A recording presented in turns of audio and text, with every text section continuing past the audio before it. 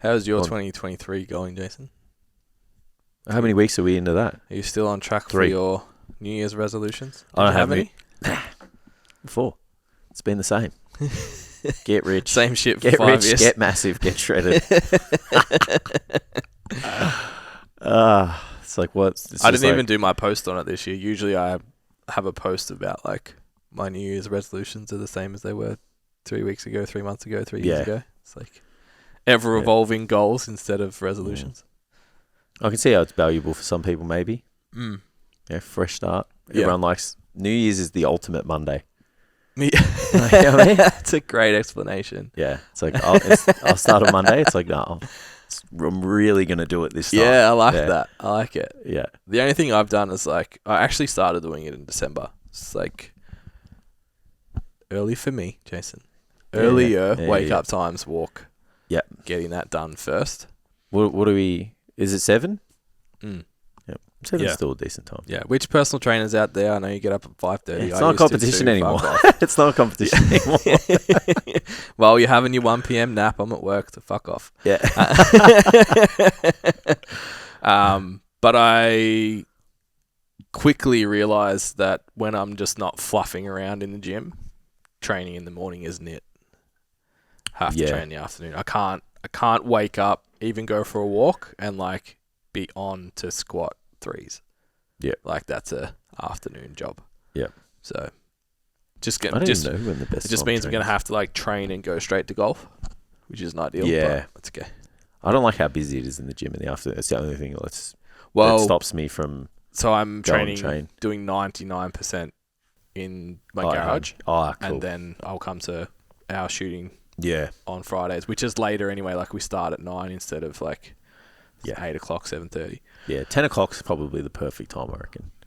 Yeah, up fed. Yeah, you kind of get up, do some movement, feed, and then go. I don't mind. Like I ran this morning. I don't mind. Yeah, get up and run's good. Yeah, I don't mind if you did that. But just mentally to get in a place to lift heavy, even like the bodybuilding style training, like I can get up and do that. It's fine. But just the having the heavy load thing. It's like, well, they say it's really like between 3 and 4 o'clock. It's like the best time to train, I think. Well, that's when it's scheduled for. So there you go. There you go. Straight after Standout PT. Yep. Into the garage. It's good. It's good to train. It'd be good to train like at the end of the day, as long as you were like regimented, because like all the stuff's done. Yeah. Sometimes like I have to do the pressing things first because we go to the gym. I'm like, fuck, I've got all this shit to do. Yeah. You know, regardless of like whether you're disciplined and you can kind of push it out. Sometimes I'm just like, I can't. Yeah, it's too much shit to do. Yeah, it's just like it's more overbearing than trying to push it away. I had one of those days yesterday because it was hot. It was like, I have to fucking train first thing in the morning or not. And there was just like, the to-do list is too big. Yeah. I have to get this done first. And then I finished at like 5:30. It's like, okay. I haven't continue on Bikram powerlifting. Yeah, fucking oath. Fuck. Yeah. It was like 36 wild. degrees. It would have been about 50 in your garage. Yeah. So we didn't worry about that. Well, yeah, 2023's going all right, Ben. Very good. How's your little shuffle? Yeah. Little run? I actually thought looks all right. See, I thought it was too, and everyone was like, oh, that's the most, like Jackson was like, that's the most bodybuilding run I've ever seen. And then someone else kind of commented, and I was like, I actually thought it was good. No, it looked I'll good. just go fuck myself. Based on what Durham taught us, I liked it. I was trying to get the hand movement back. I think that was the hardest thing. And I was just like super conscious about striking the floor and not sounding like a giraffe. Yeah. So, yeah, like I feel good today. Yeah, that's good. Yeah. That's the main thing. Yeah. I did like 12 minutes. Yeah, it did fine. Yeah. I think I did plan to do a bit of a more extended session today because I don't train today. Yeah. So I was going to do 15 minutes and then do some walking and do some cyclical work with some stuff that's fun. Yeah. Mate, that's my whole running program. 15 minutes? 20 minutes. Oh, I didn't do it straight though. That's not. No, me either. Oh, cool. 200 on, 100 off. Yeah. Taking a different approach this time. So after speaking with Durham, so the last 5K I did was just like, I had one run a week where I just ran for like 30 minutes. Yeah. And then one tempo day that I always skipped. The most important one by the sound of it. So this time I'm running at a speed that I want to run and then building time. rather than starting with time. Because the cadence and is the building most speed. important thing. Well, that's what I'm starting to understand. Yes, it's like so I'm running there like 5:10 at the moment for the 200 meters. Yep. So there's hills. It's a 60 meter elevation over the 5Ks. Mm-hmm. So I'm allowing that if I'm running 5:10s in training, I can run 5.5. Yep. At the event, and then I think that works out sub 30. See how it goes. Yeah. I'm only doing it just because it's easier to do get your steps up. Get steps up. Yeah, I've done like 5,000 sit on your steps ass already. doing nothing all day. Yeah. Yeah, because someone was like, oh, it's something about me changing my goals. I'm like, the goal's the same. Yeah. How we get there is probably a little different. You can do output in 10 minutes. But it's like, an hour. I just, if I have to sit or stand at a desk for hours on end. It's like, if I were to count steps only and not play golf, it's like, fuck, it's a long day. Yeah. Walk around the house. Yeah. How often do you actually go into standing desk when you're working? Yesterday I spent the whole day. Yeah, wow. It's way more productive. I think it's because my chair's fucked though. Okay. So I bought a new chair this morning, as everybody knows. Very excited about it. Yeah. So I got an Ergo Tune Plus or some shit. Yeah, it's good. The review's pretty good.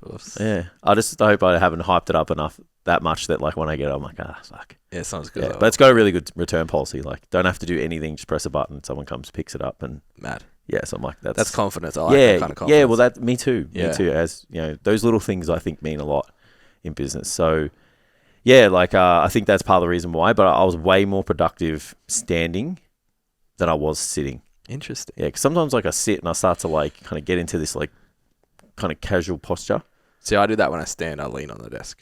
Yeah, okay. Well, maybe that's how you have the desk set up. Maybe. I've lowered the height Probably of lower, mine. yeah. I've lowered the height of mine, so I have to like consciously like after put myself in an Ali's. elevated position. Did you do the desk setup with Ali? Or No, I she told just- you that. No, you were telling me like eye height, Yeah. and then the seat height and stuff, which Yeah. I was, but my seat was too cooked. So for all the online coaches out there, your wrists should be below your elbow in your seated position. Yeah, no for your idea desk. that was the case. Yeah, which has made a large difference to my thoracic mobility. Yep. So, hot tip for you. Yeah, I think Clip it. Clip that one, Tam. I think because I sit in the same chair that I play PlayStation on. Yeah, Adult plays video games. Fuck you guys. me too. Good. But I play lots of them. I think I probably should spend more time standing when I'm working. Yeah. Because you can't stand and play video games. We can, but you just can't be good. Yeah. And I don't have the... Yeah, I think... You do a lot more design work, I feel like. More movie stuff. Whereas I think I would do more typey stuff. I don't know if that makes a difference, but I like to sit and type. But if I do check-ins and stuff, I'm reminding myself that I actually have a standing desk because I stopped actually ever fucking using it. Yep. So like, Q&As and consults, check-ins, those type of things where I'm speaking. Yeah. I try and do standing a lot. Yeah. Do you use your desk mat thing? Your walking mat, sorry. Not when I'm working. For Q&A and stuff, I do. Yeah, I feel like I need to... Yeah. Even though I've got a treadmill in the garage. I'll actually... It's like way too much friction. Yeah, I'm more likely to put that behind the couch after work, after dinner, and do steps watching TV than I am to do it while I work. Yeah. Too many inputs. Yep. I used to play Destiny 2 whilst riding a bike. Yeah, it's sick. Yeah. I played a lot of Mario Kart on that thing. Yeah. I used to play FIFA and shit, like online, while I used to cycle. Yeah. I had like a fucking calluses on my ass from the amount of hours I spent on there. Yeah. I was, it was a couple of preps ago, I think. I was playing Forza on the spin bike a lot, and I was like trying to pass people with my legs. It doesn't work. Yeah. Pedaling faster does not make the car go faster. Yeah. I used to do that too. It's like get closer to goal and you're like... That's not helping. Yeah. If you were it's shit... just making you tired. If you were shit, you wouldn't burn as much energy. Yeah. Getting a good seat is really important on a spin bike. I think that's what put me off. Yeah, I sold mine because it was uncomfortable. Yeah. Doesn't... Even tried the thing that goes over it, the sock, with the gel. It's not good. Not yet. No. Yeah. Yeah, but step-wise, I think I'm fine because we're playing golf like 3 times a week. Yeah, it's like it hasn't really been an issue. Yeah, except for Sunday because Oh. hung as I fuck. reckon I did the least amount of steps I've ever done in a single day in my whole life. Yeah. It was a bad time. Yeah. I actually wasn't that sick. I went to Okami for lunch. Yeah, I saw that. And I was like... It's brave, though. Amy wanted to... I felt a bit bad because like she had to put up with me being drunk and then she had to put up with me being hungover. And I was like, oh, like I'm okay. Like I actually didn't feel sick or anything. I was just a bit slow. Do you find the need to like make out as if you're less hung than you are the next day? Look, I think she thought it was gonna be like your Bucks weekend hung. Yeah. Which it wasn't, so that was good. Yeah. But I did pretty well on the waters throughout the day. I reckon I had 3 or 4 hydrolytes throughout the day. Yeah. Which helped. Yep. But yeah, it wasn't too bad. So we went to lunch and I was like, in my back of my mind, I was like, yeah, like, well, she wanted to go look a few display homes and stuff. I'm like, yeah, it's fine. Like, just go cruise around.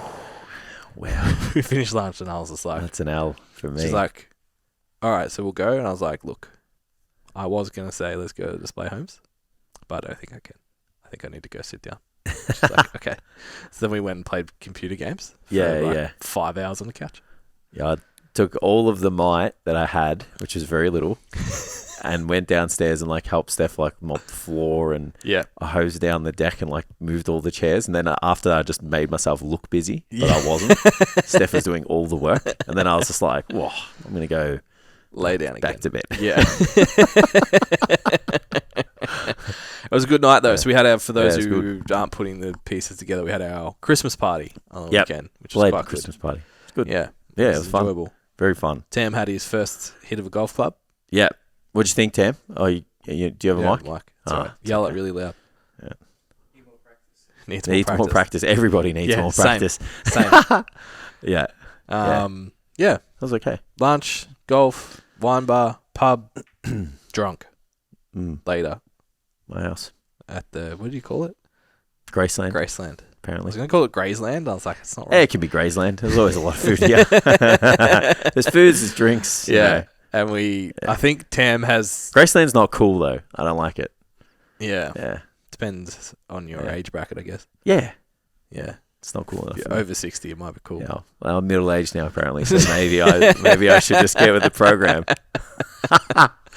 Oh, dear. Never letting that one go. Nah, so hanging on to it forever. Scarred me into my subconscious. Wait till you actually are middle-aged. Yeah, I know. Fuck.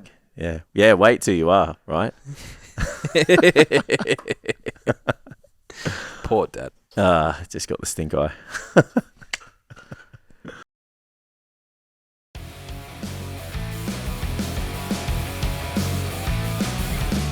Hello and welcome to the STCfit Learning Podcast. I'll be your host today. My name is Jason Galea and I'll be joined by Ben Scott.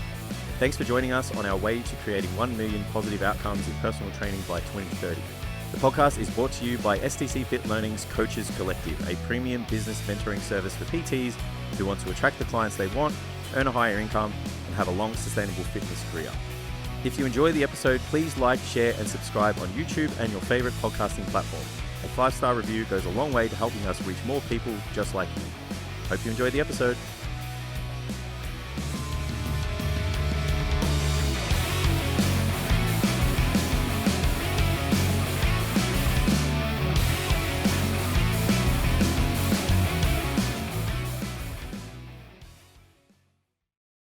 So I thought, because what else we did last week, and we promised on last episode that we would talk about our first meeting of the year. So we did a couple of things. First, I guess, thing on the agenda was planning out the year. And I think for personal trainers who are busy, I think this is even more important. Like if you're not that full yet, like it's harder to see further. It's just like, get full book. Like that's fucking on everything on the list. Yeah. But once you get to that or pretty close to that, like there's so many options now that you can kind of pursue. Yeah. So like we get asked about like, should I run a podcast? Should I fucking go online? Should I start education? Should I, whatever it is, that's like the next avenue, bringing on trainers, like and we did it. We just said yes to everything without really sitting back and going like, okay, what's the time demand of this going to be like? Who's the time demand going to be on? If you're a sole sole business owner, sole trader, that means all of it's on you. So if you're still trying to do 45 sessions and all of this other stuff, like you need to obviously be aware of what that's going to require of you. So really important to actually sit back and go like, what am I going to do when? And then if you are that kind of sole trader and even just personal training is the main thing, it's like, okay, maybe you want to move to an app. Maybe you want to build a resource. Maybe you want to run an event. Like there's always something. I know for us, there's always something. And if you listen to the podcast, probably you're not just going in, training people and leaving. So actually putting deadlines on that over the next year and projecting the year. And I think it takes, I know for me, like writing it all out took a lot of pressure off how I felt moving into the year. Yeah. It's like, cool, we just need to do this thing. And I can worry about that thing later. Yeah, and I think another great thing is just like because it's kind of similar to training, like every now and then, like people kind of just lose sight. So you get busy, something happens in your personal life or whatever, or a combination of everything, and then you're just like, I don't even know what I have to do or what I'm working towards or what's going on. Yeah. And then you just get caught up in the rat race. Yeah. At least then you can go, it's kind of done. Like you just need to get back to here. Yeah. So it gives you a lot of like direction for people who lose it. Yeah. Yeah. And obviously after a tough year in business, I think across the fitness industry in general, was good for us to do some projections as well of like, if this, then that, kind of what are the outcomes at each stage, and then what decisions does each stage allow us to make as well. So it's like when the revenue column looks like this, we can do that. Yeah. And we can do that, or we can do that. And it's like it starts to, or you might discover that there's things you can do straight away that you thought were out of reach. Yeah. Which is really cool as well. Yeah, and exciting. Yeah. Yeah. Because you don't want to be in the same spot a year from now just doing the same shit. Yeah. No, I don't really know anyone that does. Yeah. So if you just caught up doing sessions and don't really think about the future and don't really think about what that could be or what you want it to be, like you just spend a year doing the same thing. Yeah. Which is really easy to do. Yeah. So easy to just be busy, in the gym and just doing that, just trading time. Especially if you're making decent money doing it. Yeah, well, we did it for however long. I did it for way longer than anyone else probably. Because it is just easy. Yeah. Yeah, so I think that's important to actually just take a step back. What are the things that if you had unlimited time and you had unlimited budget, what would you do? Me? No. Oh, I was like, I'll just work out all the time. For the ear people, for anyone watching, listening, like that would be the action step. It's like, what if you had unlimited resource, unlimited time, what would you do with your business? Yeah. And then like, okay, well, what are the steps? Write all of the things. So it's not just like I would open the Mecca gym. Like, what else would you do? What else would you enjoy doing? And then what version of that can you do 3 months, 6 months, 9 months, 12 months from now? And start kind of pushing towards that and what needs to actually happen for those things to come in place. Yeah. So that was cool. I left that meeting very excited. Yeah, same. Very focused and very confident in the year to come. Yeah. Which, that's why we're doing a podcast about it, because we think it'd be really valuable for everyone else to do. I just got to get through the first quarter because all my work is. Yeah, I love that. Like, we're just like writing Q1 and Dad's just like, oh, we'll do this as well. I was like, so far everything has been Jason. Yeah. Let's not kill the man in the first 3 months. Yeah, we have other shit. Like, I'm going to take like a 6-week holiday. Just taking Q2 off. Fuck yous. Yeah. Yeah. No, I think you have shit on then too. So yeah. I'm looking at all of it. It's still here. I'm looking at it now. It's still depressing me. I've got a lot of shit to do. About time, Ben said. Stop looking at it. It's giving me anxiety. Rub it out, Tam. I'm taking a photo of it. There's ups and downs. That's all right. I'm kidding. There's busy times. And just in case I lose the picture. But the other thing that we did that I thought we can structure an episode around, hopefully, pray for us, is like what actually makes a business. So we had an opportunity present itself that has been, I laughed because like Tam was like, oh, we just invented that out of nothing. Like that was cool. And I was like, that's been on my whiteboard for like 3 years. Yeah. 4. It's been in the cards. It's a thing. But it obviously some changes happened that allowed us to really consider starting a third arm of the business, basically. We're not going to announce what it is just yet. You have to wait till because that's on it's on the Q2 list. Needs to get developed. Yeah, because at the moment it lives in the cloud. It lives in the whiteboard land. That's the it. Book. Yeah, It's in the land with the book. Yeah, but I think it was a really interesting process to go through with 4 different personalities and watch it come together to be a thing. To actually at least be in whiteboard land, not just we should do this. Yeah. So it started with we should do this. And I think as a PT, there's lots of we should. Yeah. We should run a seminar. We should run a lift off. We should do a photo shoot. We should bring on a coach. We should create some resources. We should build a website. We should do all this shit. But it stays on we should for a really long time. Yeah, or I'm gonna. Yeah. So it went from there, and then we sort of went, well, okay. Thankfully, the we should came from a very direct need for people that we work with. Yeah.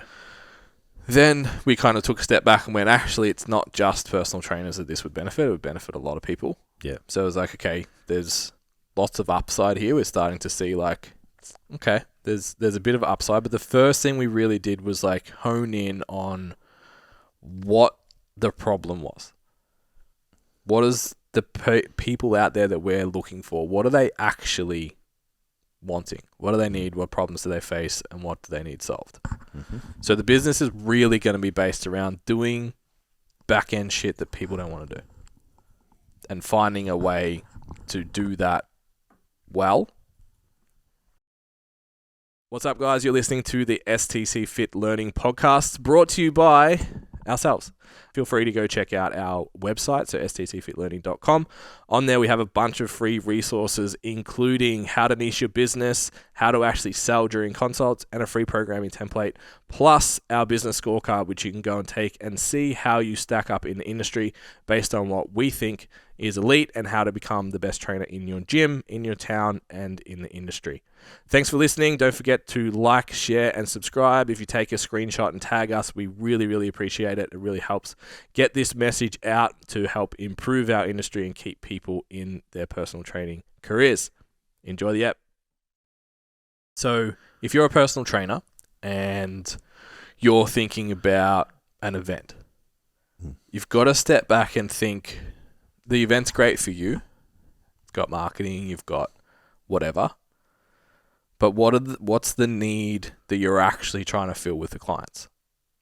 What are the problems that you're actually looking at? So if you're looking at an event, for example, so that's a lift off or a photo shoot or whatever other cool thing that you can come up with, charity day for like CrossFit workouts or anything. What's the client problem that you're actually solving? More often than not, that's going to be community. I think that's the big thing that all personal trainers talk about and they want. And they're like, oh, fucking print some clothing and then I'll have community. It's like, not quite. Like a lot of businesses that have community also have clothing, but I don't think clothing creates community. There's something else that's got to happen for that to move. Yeah. So, okay, there's community. Then outcomes. It's like we know for our clients, if we set a targeted date for our clients, they always do better. Yeah. Always. So we want to create an environment where the person's stretching a little bit, but not so much that they're like shit the bed and hate life. So they're the two things that you're looking at, identifying, going, okay, these are the client needs that I have. Then we go, all right, what about for me as the business owner? Yeah. What's the actual upside here? Because you can't do everything just for your clients all the time. There has to be give and take. Yeah. So, all right, I've identified these are two things that would be really beneficial to give my clients. The avenue that I'm going to pursue could be an event. What would an event look like? Usually, I would suggest look at all the hard shit first. Because it's really easy to get excited and go, it'll be fucking awesome. I'll get heaps of people. Yeah. And then, like, we'll get heaps of photos and everyone will PB and I'll look awesome and I'll be able to sell it and I can advertise that I'm running a photo shoot, so then I'll get heaps of clients, blah, blah, blah, blah, blah. Instead, start at the back and go, okay, how much is the venue going to cost? How much is the photographer going to cost? Are your clients willing and able to pay? Do you have enough clients that would be interested? How are you going to get more? Can you actually facilitate this as a thing? What reason, this is the biggest one that I see with challenges, events, everything, is like PTs are like, oh, I'm going to run a challenge or do a lift off as a marketing strategy. I've never seen it work. I've never seen anyone who's not selling personal training sell personal training packaged as for a thing and then be like, hey, I put on 10 people for my amateur powerlifting meet. Haven't seen it. Yeah, so I was struggling to sell PT, but then just did a challenge and then all of a sudden got business. Yeah, it's like, it's not... Yeah. People who were selling well definitely have done challenges to capitalize. Yeah. But that's because they've already tapped into what they need to tap into to get the leads in the first place. So if you're not getting people on the phone and in front of you and selling, then putting up a poster in your gym, hey, I'm running a photo shoot with no relationship, no trust, no belief, which we just kind of identified like this is going to be a stretch for a lot of your clients. And you're not in the position of authority / leadership / whatever you want to call it to be like, I believe you can do this. And they're like, oh, fuck, Jason, I can do it, so I can do it. Like, that's not... Yeah. It's not going to happen. No one's walking past that sign and be like, that's the thing that I want to do. They weren't walking around the gym thinking that that's what they wanted to do. At least in my experience. If anyone wants to prove me wrong, go for it. That'd be an interesting story. I'd like to hear it. So we've got expenses, outgoings. Then you need to think about like the actual logistics of doing it. So shout out to the boys in Sydney. We had a fucking great time and it was awesome. But the gym didn't know we were coming. They'd forgotten. It wasn't set up the day before. Their layout of the place was a little bit challenging to set up. Yeah. We had things kind of already done, but the trainers hadn't filled out lift attempts, hadn't put in running sheet their warm-ups. They hadn't, wouldn't have even noticed that we brought a projector, had things set up, had those warm-up sheets and running sheets and all of that kind of stuff done prior. We've done the same thing with photo shoots. Like, people know you're on at this time, you're doing this at this time. These are the movements you're going to do. Like, everything's... Distinct roles for the day. Who's doing what? Yeah.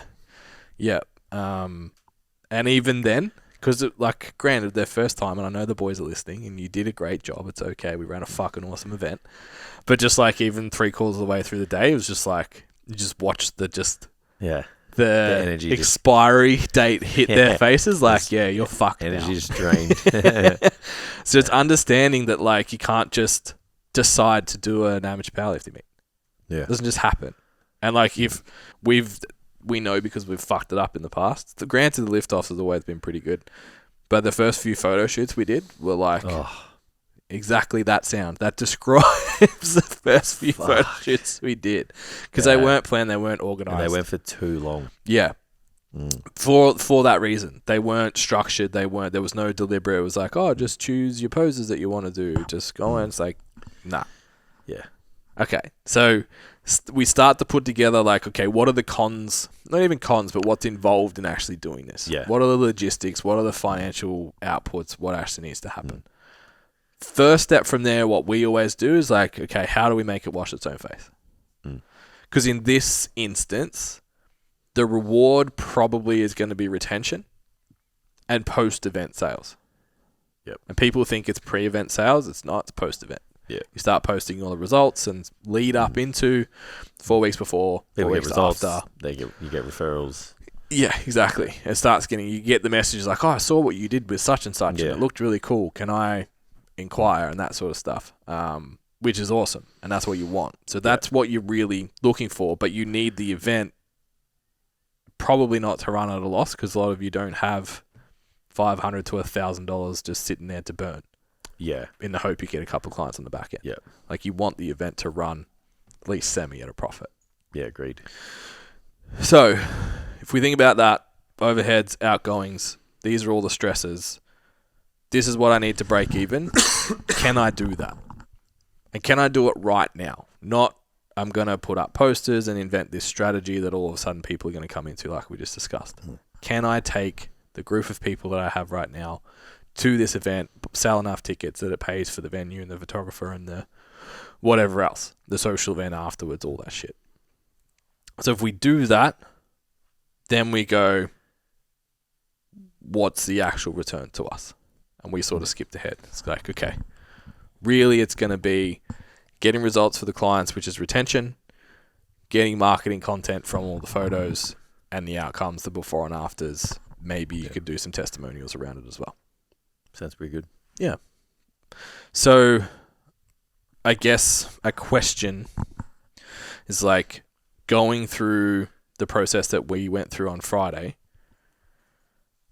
So I think your sort of strength in that environment was like, here's all the problems we can solve.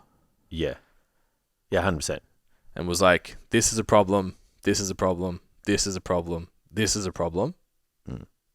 These are things that we could do to fix them. Yeah. And then I went, yes, I 100% agree, but logistically we need someone to do this, someone to do this, someone to do this, someone to do this, someone to do this. Yeah, yeah.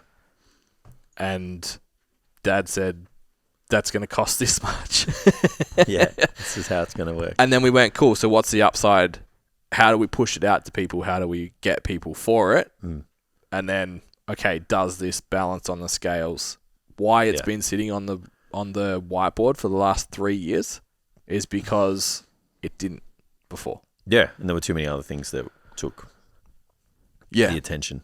Yeah, away. that list of trade-offs was too high for us to take it on. Yeah, 100%. And it sounded still awesome on paper back then, but we just didn't have the clients, the staff in place, the knowledge in place, the support, the marketing strategies. They weren't all there to make it work, or the technology, to be honest. Yeah. Yeah, and maybe we just didn't see enough people have that problem at that time as well. Yeah. Because now we know that a lot of people have that same problem. So it's like, well, let's provide a solution to all of these. Yeah. You know, which should be the crux of, really most businesses. Yeah. So before we keep going, I just want to give you guys a little message about our Standout PT program. So Standout PT has been designed for personal trainers who want to sustain a long-term career in fitness, but right now they're sick of chasing clients, they're not making enough time for money, and they're super frustrated with the results that they're getting in their business, and they can't see themselves being here in 3 to 5 years' time. If you want to know more about the Standout PT program, head to STCfitLearning.com, head to programs, and all the details are there, and you can book in your free exploration call where we can have a look and see whether or not that would actually be a suitable program for where your business is at right now. And back to the episode. So that's the road I want to go down now. So for a personal trainer, I know we've done how to not be a PT and start running a business and stuff before, but hey, it's what we do. It's how to become a standout PT. That's our thing. So if you're a session trainer right now, the first step to becoming a business owner is identifying the client. Start with the client or the problem? What do you think? Well, I don't think you can identify a client, identify the problem without knowing the client. Yeah. Yep. So first you have to decide. I think in personal training probably. Yeah. First you have to decide who you want to work with. Yeah. Yeah. Well, yeah. Interesting. It's a real... Because you could think... chicken or the egg kind of thing, because it's almost the same. Because it's like, well, I've decided I want to solve the problem of getting leaner, stronger, fitter. Yeah, and it's like, who is that? Yeah. Or I've decided I want to work with this person and they... Yeah. And this is what they experience. Yeah. Yeah, well, I guess that sort of overlaps a bit. So it's like... Yeah, so it'd be like the client... who they are and the problems they face. Well, let's call it their overarching problem. Mm. So the outcome kind of thing. Yeah. Like so we do on the value compass, we have the core problem, then we have the 3, like main, and then the 100 pain points, 3 outcomes, the main outcome. So this is like ICA, ideal client avatar, ties in with that core pain. So I train people who are 25 to 35 who want to get fitter, leaner, stronger, who have experience in the gym, blah, blah, blah, blah. Yeah. That's the person. Yeah. Then we go, okay, before we move on to what we do then, you transitioned from a Gen Pop-ish trainer at Good Life when you first started. Yeah. To being, because this is one of the most commonly asked things in the Standout Q&A. It's like, how did you go from gym leads to hand selecting people that you wanted to work with, and then the extreme element of that of like moving online to purely working with body composition people and having almost no General pop clients. Yeah, like general health fat loss, let's call them. Like still probably Gen Pop, but with just not specific beginners. outcomes. Like I've never been to the gym before. Firstly, it comes to identifying exactly what. Well, it comes to the whole goal things, right? The goals, and I think like what you find, what's going to keep you in the industry 5 years down the track. Like I was like, I want to train these type of people. I don't want to train that particular person. Yeah. Because if I train that particular person for the rest of my life, I'm going to shoot myself in the face. So With love. yeah, of course. But it's like, if I get it. Yeah, it's like, I don't know, like washing the dishes, or it's like folding the washing. No. Yeah. I get it. Such a stupid task to do, you know. It needs to be done, I get it. But it's if I had to fold the washing for the rest of my life, I wouldn't do it. Yeah. I just, as a job. So it's the same as working with this particular type of person. So then it was like, okay, well, how do I get a full book of these people? Yep. So you have to know roundaboutish, like just what makes them tick, how to speak to them, the tone of language that you use, like, you know, all the problems that they solve, like, you know, even just to the point of like, you know, words that they would align with. And then that's literally how you talk and act for the rest of your days in the gym. You know, especially if you're in the gym tracking people, you know, face to face. And then, like I said to the guys in Standout, I was like, if there's people in your gym you want to train, go talk to them. Yeah. Because your goal is to take people's attention, because we're all really competing for attention. And some people are competing for broader spans of attention than others, and other people are just want a certain type of person's attention. Yeah. And if you don't go and talk to them in the gym, like they're not really kind of going to know who you are and have their attention drawn to them. Yeah. Or to you. So then it was like, you know, just going up to people, chatting about training, you know, and then just saying to them, like, look, you got a lot of potential. Like, you know, we've talked about your, you know, how you're going with your results and stuff. Like, let's do this. Yeah. And then you get 2 or 3 of those people, and just you get exceptional results. You just market the fuck out of it. Yeah. Yeah. Yeah, I had a pretty similar story myself, to be honest. So I moved from Good Life to a health club, rather leisure center. Yeah, probably a leisure center, I would call it, yeah. Pool and shit. Gym floor staff that wrote push-pull leg average cardio age, programs. It's like 60. Yeah, it felt like it. Yeah. Anything that has aqua aerobics is leisure center. Yeah. And yeah, so I was training there, and I was training people, like the average age of my clientele was probably 40 or older.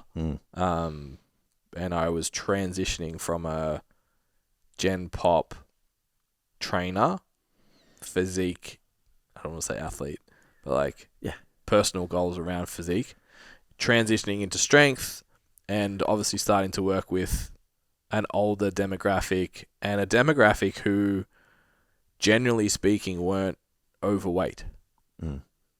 They wanted to feel better, perform better, look better, not just lose fat.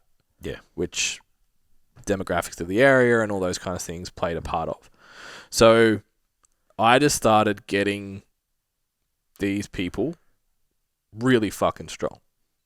Like I had 50, 55-year-old women doing triples with body weight on squats and deadlifts in the gym. People were like, what the fuck is going on over there?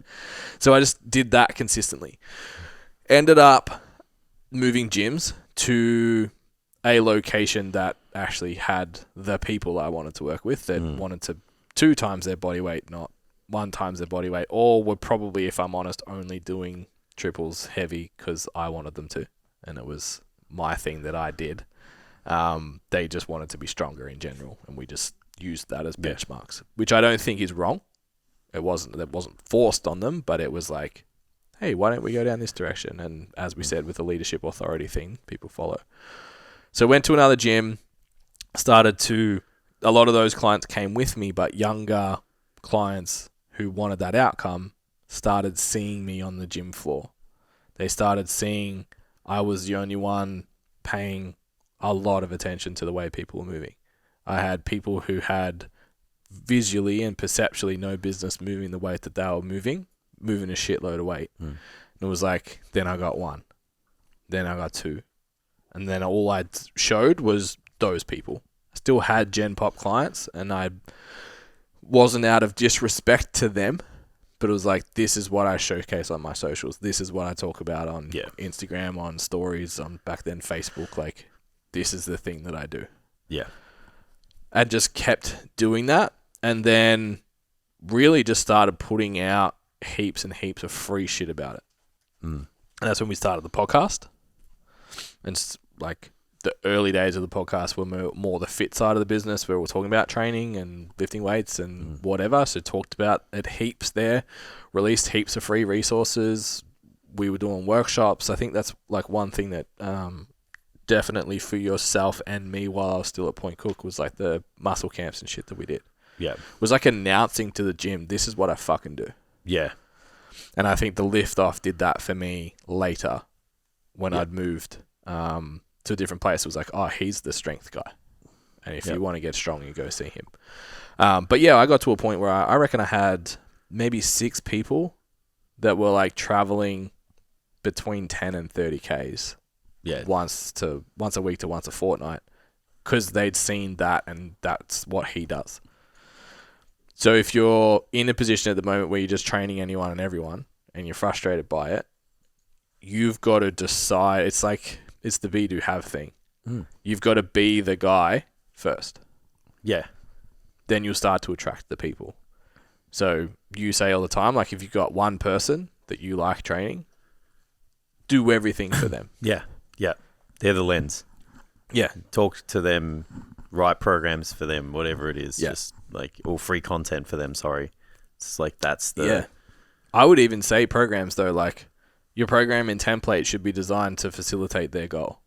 Your resources should be designed to facilitate their goal. Your onboarding systems, your sales calls, your whatever. Like, the 45, maybe not so much now, but your 45-year-old 2018, when I was starting to do online and stuff, weren't coming on a Zoom call. Nah. Like, maybe now. Yeah. Like, post-work from home life, but yeah, like that in and of itself eradicated people. And you need to know how to use Google Drive and a Google Sheet and now an app and follow instructions and stuff. And if you can't do that, like, you're not going to really enjoy the service that I provide. Yep. Which, again, was an age cap built within it. And it was a filter of, like, I've had people just, and I'm sure you have too, get in and just, like, within 2 weeks, just like, oh, this is too much. Yeah. Like, I can't. It's like, well, yeah, that's because the people I work with see value in this. Yep. And I charge more online than most people do face-to-face because there's a lot of value in this. If you use it. If you use it. And if you come to me and say, like, I just want sets and reps and an exercise name on a piece of paper, it's like, I'll tell you to go pay for someone's face-to-face time because you'll get more value out of that. Because the things that I'm good at, you're not going to use. So, yeah, I think that is a big part of it. Yeah, 100%. So if you're in that model at the moment, become that. So becoming a business is first identifying who the person is and be that person. Then look at, like, okay, what are the next steps in your business? So what's up, guys? Another quick break. I just wanted to jump in and remind you guys about the STCfit Learning Mentorship. Now, our mentorship's been running since about 2016, where we've developed trainers through their first year of business in personal training. and allowed them to leapfrog the first 5 years of mistakes that we made. If you're currently studying, looking to finish in the next month or so, or you're looking for someone to help you out with mentoring and all that kind of stuff, jump on, have a look at the details for the mentorship at STCfitLearning.com. Head to programs and mentorship, and all the details are there. And you can come and be an STC Fit coach for an entire year. Includes all of our education and direct mentoring from our head coaches. Back to the episode. One thing we started to do was for example, we introduced Teachable for our resources. Yep. To move off Google Drive. There's a fucking 100 different ways you can do that now. Whether it's Discord, Teachable, Money Networks, Kajabi, what are the other ones? Heaps. They're good. Yeah. So when we look at that, you can say, okay, Google Drive's free, but it's obviously a lot lower perceived value and service than being in its own thing and looking professional and having to log in and all that kind of shit. Yeah. So the consideration then is what's the cost going to be? Because I've heard people say that stuff like that's so expensive. And it's if it streamlines your onboarding process, you could put on 2 or 3 people at a time instead of one person at a time. Yeah. Right. A really good example of this is when we changed our check-in setup. Yeah. And we all put on 20% more clients overnight. Yeah. Because we could. Yeah. Because check-ins were fucking so much faster. Still are. Yeah. Still were. Yeah. And now we're relearning a new system and making it more efficient. But I think if you have the problem and you know the person, and then the problems and that we spoke about just then, you need to also think about what's involved in what you deliver and what the person gets. Yeah. So then you can do the troubleshooting of okay, well, is it going to be on this? Is it going to be on this platform? I feel like a lot of people even just don't even know what the business is that they actually have. Yeah, you're right. We've probably skipped a step there where it's if you sell wine, it's what do you sell?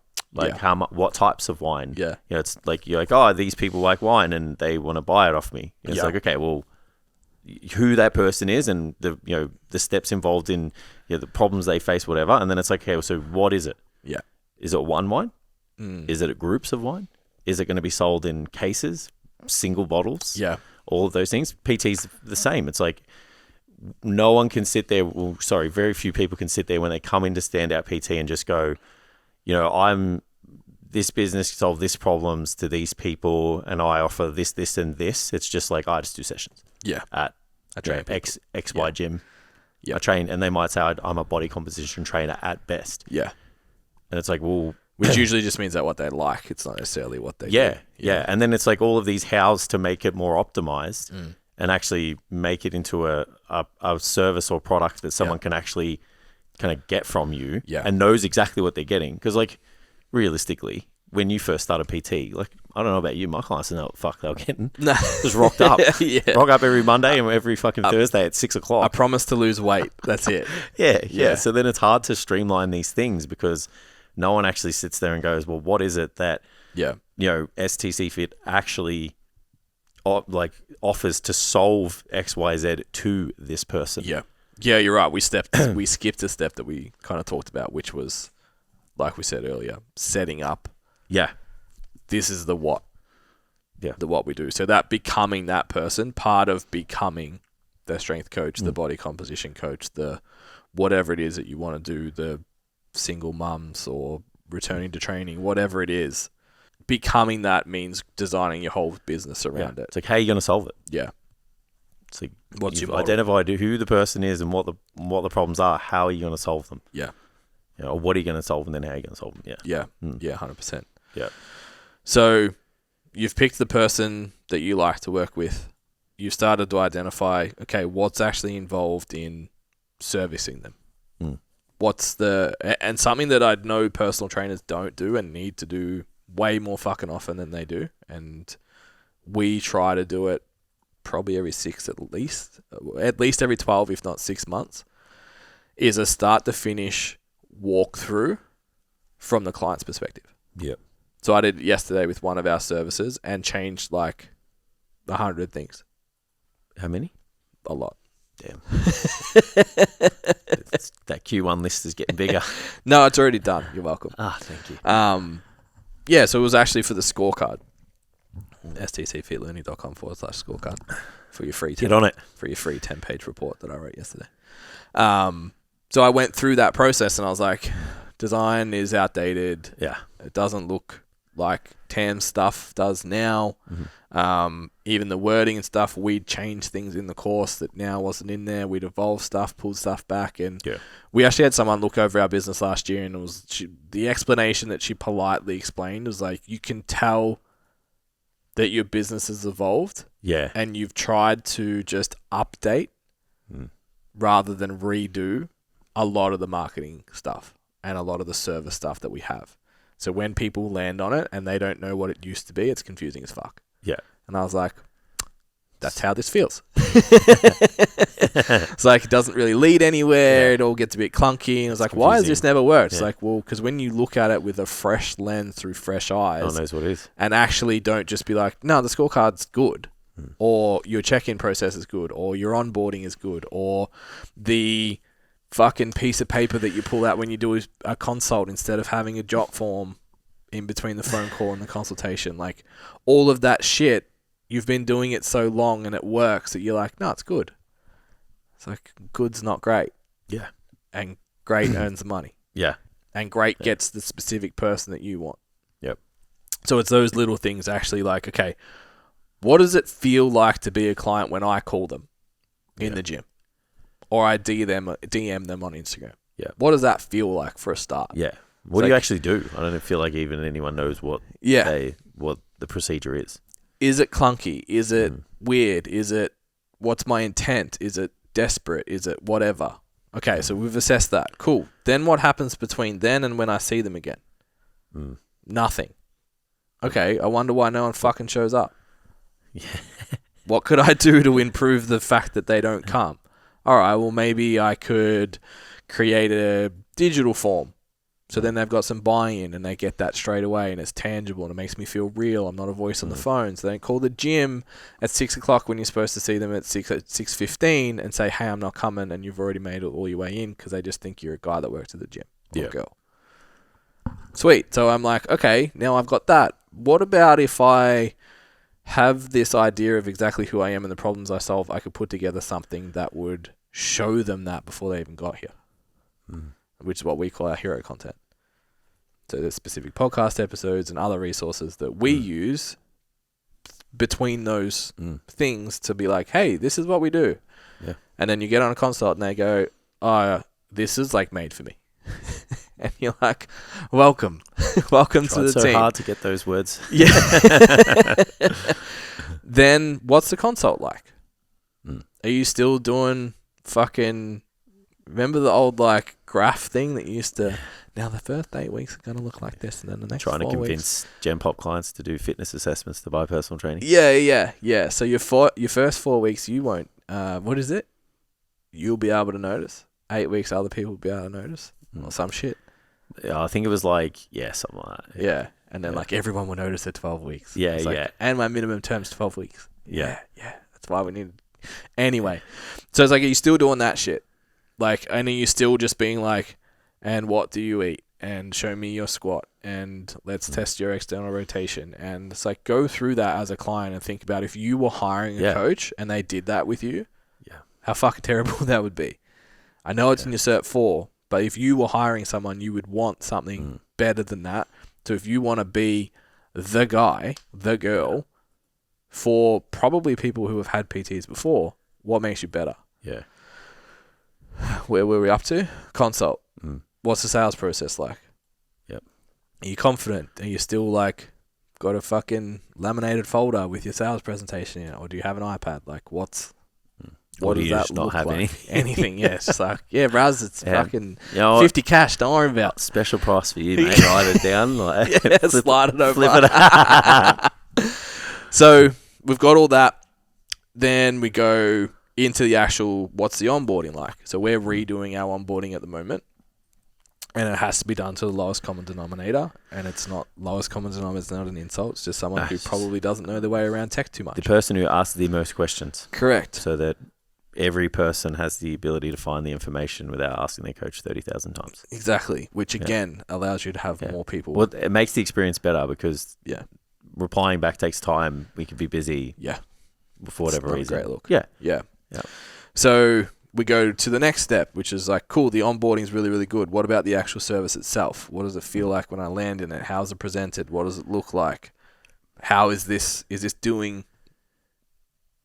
wowing people when they first get in? Yeah. What's its usability like day to day? We've just gone to the STCfit app. Yeah. Which we're now getting our head around that user-wise, it's way better. Back-end wise, it's a little bit more challenging than what Google Sheets was. Not much good. Yeah. Look, I think it is. I think we've just been doing the same thing for 8 years, and we'll find coping mechanisms and strategies to make it more efficient as we grow. Good. But it is. It's like we're having that experience. So it's like, well, what's the app user experiencing? Yeah. I know. Let's be a fucking client and use the app. Yeah.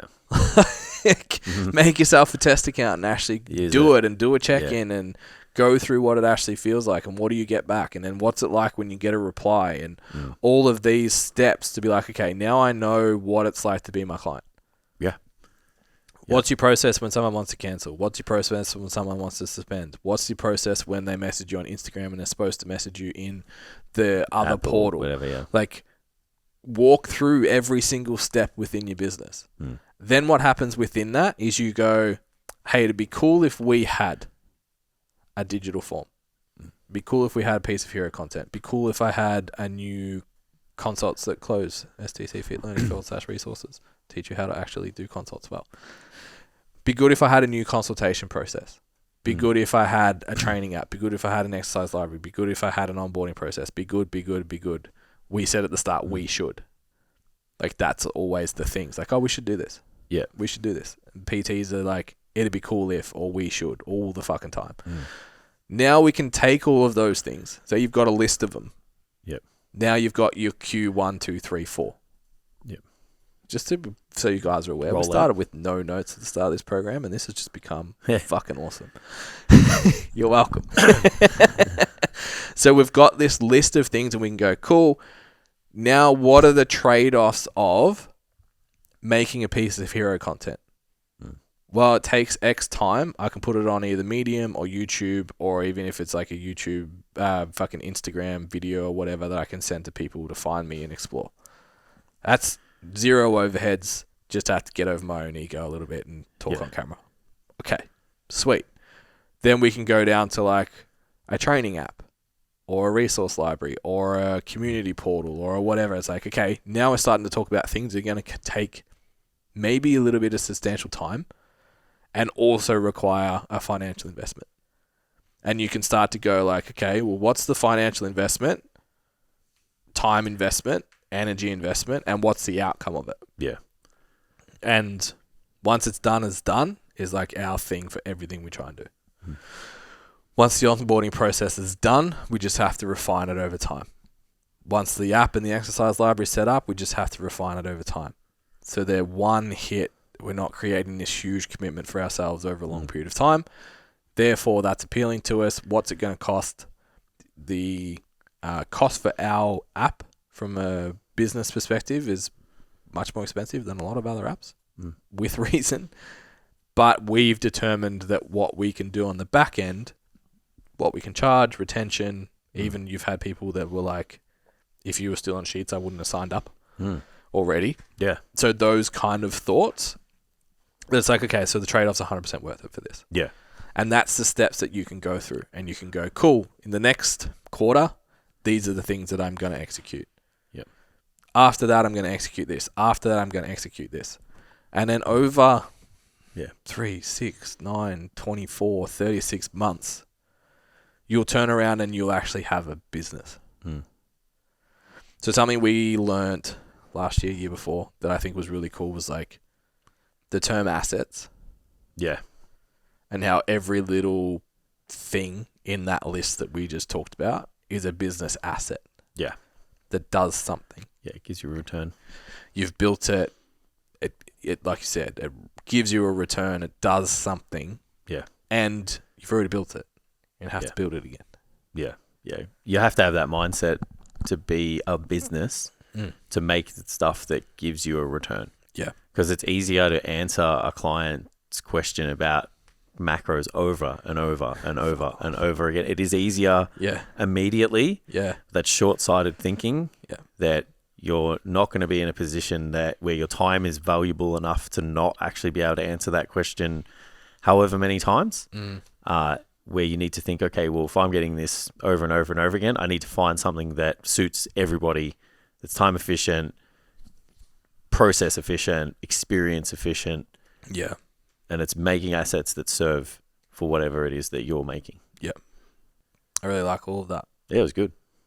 Lots of good take-homes. Yeah.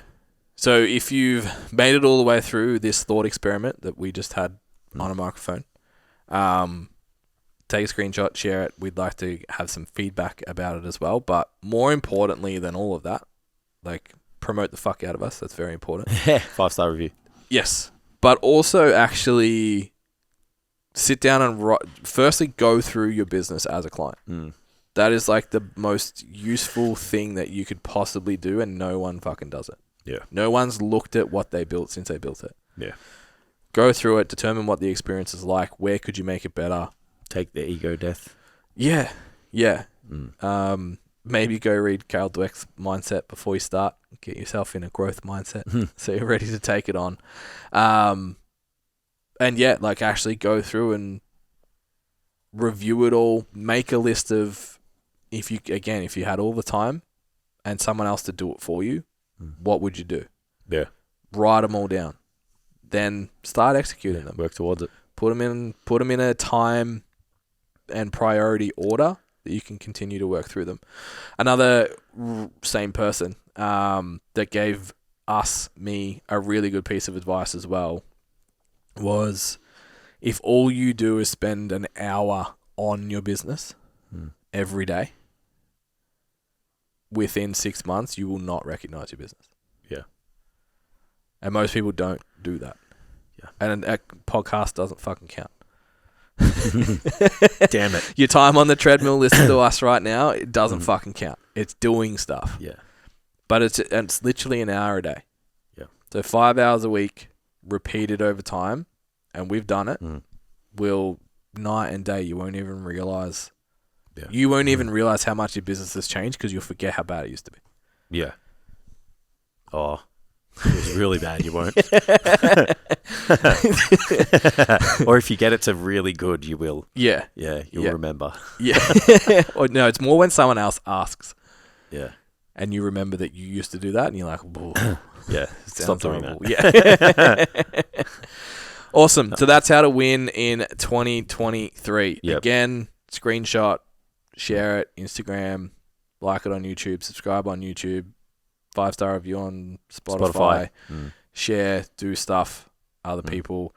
And all the resources that we talked about today. So STCfitLearning.com. If you go on there and go to resources, we have how to find your niche. So how to find that person you actually want to work with and identify who they are and their problems. Consults that close will actually walk you through step by step from the phone call and to close. So how to actually put yourself in a position where you're the person in that space. And programming template that'll make your shit something look better. tangible to take home, which is always good as well. Yeah, and if you're not on an app yet, it'll make stuff handy. more aesthetic. Very handy. Yeah. All right. Okay. Thank you, guys. Thanks, guys. See you next time. Bye.